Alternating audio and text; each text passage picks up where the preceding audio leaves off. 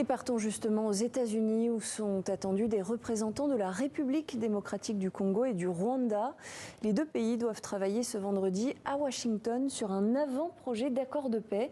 Elisabeth Guedel, vous êtes en direct des États-Unis. Alors que sait-on précisément de ce projet de Donald Trump pour mettre fin à la guerre dans l'Est de la RDC ? Alors c'est une étape importante pour l'avenir de cet accord de paix qui n'est pas encore tout à fait finalisé. Il fait suite à la déclaration de principe signée la semaine dernière à Washington sous la houlette du secrétaire d'État Marco Rubio sur la souveraineté, le respect des frontières entre les deux pays, sur les questions de sécurité très important, la lutte contre les groupes armés.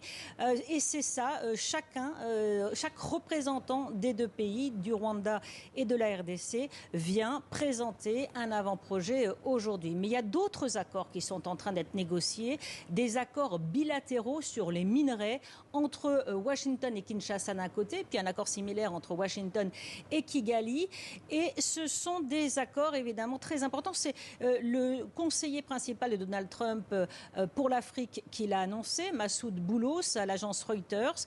Ces accords permettraient aux entreprises américaines et occidentales d'investir des milliards de dollars dans les mines congolaises et dans des projets d'infrastructure pour soutenir l'exploitation minière dans les deux pays. Donc une fois que ces deux accords bilatéraux seront bouclés, eh bien, ce qui est prévu, c'est dans 3 semaines, on se revoit à Washington avec le ministre des Affaires étrangères américain et puis à terme, le mois prochain ou au mois de juillet, une grande signature en grande pompe à Washington avec Donald Trump, avec les présidents de la RDC et du Rwanda, des présidents africains également. Donc une grande cérémonie de signature à Washington sur cet accord de paix pour tenter de mettre fin au conflit.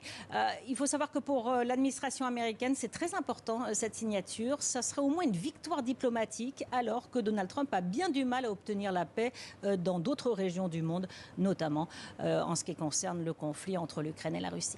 Merci beaucoup Elisabeth Guedel, correspondante aux États-Unis.